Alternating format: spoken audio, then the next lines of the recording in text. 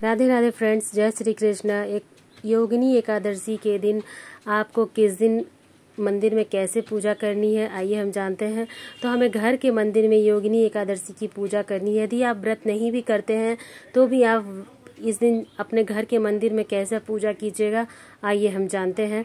तो देखिए दोस्तों, इस जून में योगिनी एकादशी का व्रत 2 दिन है। योगिनी एकादशी का व्रत कृष्ण पक्ष की आषाढ़ महीने में मनाया जाता है। मतलब आषाढ़ के महीने में जो कृष्ण पक्ष की एकादशी होती है उस दिन योगिनी एकादशी का व्रत मनाया जाता है, जो कि इस वर्ष 21 और 22 जून को है। तो आप इस दिन मनाइए, क्योंकि 22 जून को द्वादशी युक्त एकादशी है, जो कि बहुत ही अच्छी होती है। तो मंदिर में ही हम घर के अपने मंदिर में पूजा करेंगे योगिनी एकादशी की। यदि आप व्रत नहीं भी करते हैं तो भी आप इस तरह से पूजा कीजिए। तो सबसे पहले हम मंदिर की डीप क्लीनिंग कर लेंगे। मतलब हल्की फुल्की सफाई तो हम प्रतिदिन ही करते हैं, लेकिन इस दिन आप थोड़े अच्छे से सफाई कर लीजिए। यदि आप लड्डू गोपाल की सेवा करते हैं तो उन्हें भी शीतल जल से जरूर स्नान कराइए, क्योंकि गर्मियों का मौसम होता है। हो सके तो आप जल में गंगा जल मिला ले या फिर गुलाब के जल मिला ले। जो गुलाब जल आता है वो भी शीतलता प्रदान करती है, और दही से भी स्नान कराना इस दिन बहुत शुभ होता है। तो आप इस दिन अपने लड्डू गोपाल को दही से स्नान कराइए। शीतलता प्रदान करने वाली कोई भी वस्तु हो उसे स्नान कराइए, चंदन से स्नान करा सकते हैं। उसके बाद हम सबसे पहले अपने लड्डू गोपाल को स्नान करा लेंगे, प्रतिदिन कराते हैं। उसके बाद स्नान का जल जो है आप किसी पौधे में डाल दीजिए, इसे कहीं फेंकिएगा नहीं। एकादशी के दिन पीले रंग का वस्त्र पहनाइए लड्डू गोपाल को, या फिर आप नारायण को भी वस्त्र पहनाते हैं तो पीले रंग का ही वस्त्र का यूज़ कीजिए। तो नारायण को पीले रंग का वस्त्र पहनाना है, लड्डू गोपाल को पीले रंग का वस्त्र पहनाना है। तो इस तरह से आप लड्डू गोपाल को अच्छे से श्रृंगार करके तैयार कर लीजिए। वैसे तो गर्मियों का मौसम है, बहुत हैवी श्रृंगार नहीं करते हैं, लेकिन फिर भी थोड़ा सा आप एकादशी के दिन जरूर श्रृंगार कर लीजिए। इस तरह से हम उन्हें तैयार कर लेंगे। उनकी जो प्रतिदिन की बांसुरी है वो भी हम उन्हें दे देंगे। घर के मंदिर में ही हम एकादशी की पूजा करेंगे। तो ये एकादशी का व्रत जो नहीं भी करते हैं उन्हें भी पूजा जरूर करनी चाहिए। बर्तनों को हम जो है बहुत अच्छे से साफ करेंगे, क्योंकि साफ तो हम प्रतिदिन ही करते हैं, लेकिन एकादशी की विशेष पूजा, जैसे हमारे घर में हमारा बर्थडे हो या एनिवर्सरी हो तो हम कमरे को विशेष सजाते हैं, कुछ अलग से करते हैं ना, बस वैसे ही है कि एकादशी की पूजा है तो आप थोड़ा सा अच्छे से साफ सफाई कर लीजिए। फिर घर के मंदिर में हम सभी देवी देवताओं को जल छिड़क कर स्नान कराएंगे, सूक्ष्म रूप से स्नान कराएंगे। और जो भी मूर्ति स्वरूप है, यदि आप शंकर भगवान का शिवलिंग रखते हैं या फिर आपके पास पीतल के लक्ष्मी जी गणेश जी हैं तो उनको भी आप इस दिन जरूर स्नान कराइए। स्नान करा के जल चढ़ाएंगे हम शंकर जी पर, फिर हम दीपक प्रज्वलित कर लेंगे।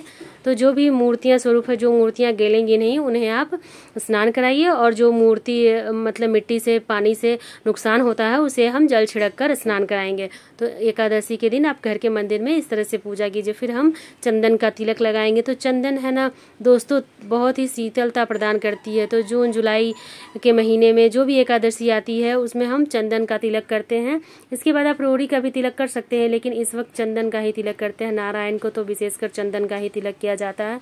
तो पीले चंदन का तिलक कीजिए, या फिर आपके पास जो घिसकर चंदन लगाया जाता है वो है लकड़ी से घिसकर, वो भी चंदन आप लगा सकते हैं। देखिए यहाँ लिक्विड चंदन का यूज़ मत कीजिए, इससे लड्डू गोपाल का जो निकेल होता है, पेंट होता है ना, वो खराब हो जाता है, काला पड़ जाते हैं। तो आप ना या तो घिसकर चंदन यूज़ किया जाता है वो कीजिए, या फिर आप पाउडर वाला चंदन लीजिए, लिक्विड चंदन मत लीजिए। इसके बाद हम तिलक के ऊपर तिल समर्पित करेंगे, और थोड़े से तिल हम अपने दिए में भी डाल देंगे, क्योंकि तिल जितना चटकता है हमारे कष्ट उतने ही दूर होते हैं।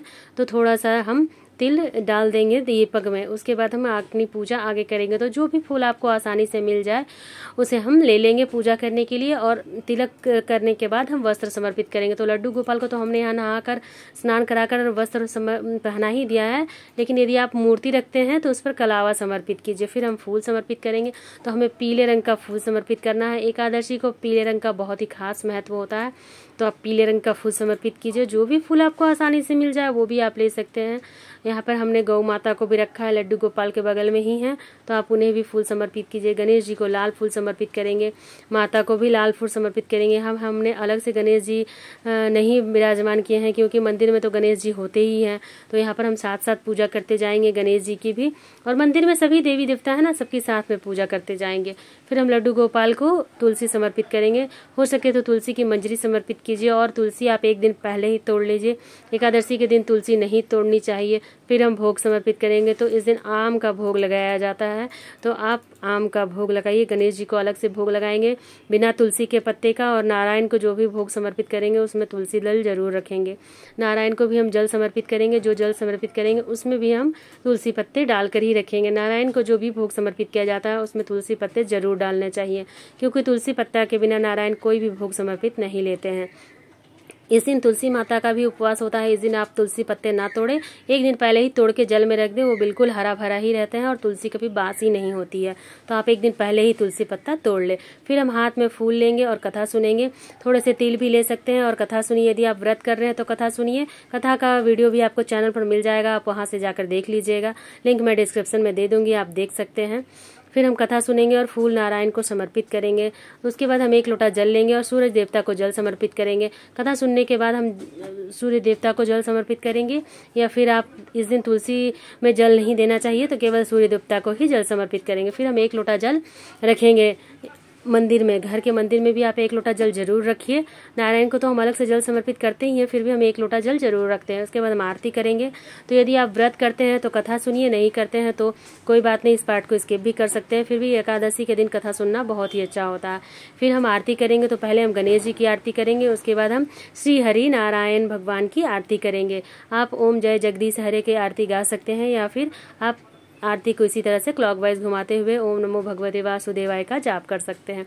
फिर हम हाथ में जल लेंगे और चौकी के ऊपर से 2 बार वार कर इसी तरह से गिरा देंगे यहाँ पे। इसके साथ ही हमारी पूजा पूरी होती है। हम हाथ जोड़कर प्रार्थना करेंगे कि एकादशी की पूजा में जो भी कमी रह गई है उसके लिए हमें क्षमा करें। आप व्रत नहीं करते हैं तो आप इसी तरह से अपने घर के मंदिर में एकादशी की पूजा कीजिए। यदि व्रत करते हैं तो भी आप पूजा करें और उसके बाद अपना चाय पानी पी सकते हैं। यह व्रत निर्जला नहीं होता है, इसलिए आप इसमें चाय पानी शरबत का उपयोग कर सकते हैं। इस दिन फलाहार नहीं करना चाहिए, केवल